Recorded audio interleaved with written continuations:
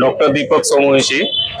आजच राष्ट्रवादी काँग्रेस पार्टीतर्फे जिल्हा परिषद सर्कल निडेबन येथून मी फॉर्म भरलेला आहे। तर घड्याळ्याच्या चिन्हावर मी निवडणूक लढवण्याचा विचार केलेला आहे। तरी राष्ट्रवादी काँग्रेस पार्टी यांच्यातर्फे जर मला संधी भेटली तर मी या निडेबन सर्कल मधील ज्या ज्या ग्रामीण भागातील समस्या आहेत, शेतकऱ्याच्या समस्या आहेत, परत शिक्षणाच्या समस्या आहेत, परत आरोग्य संदर्भात समस्या आहेत त्या सोडवण्याचा मी सर्वोपरी प्रयत्न करेन।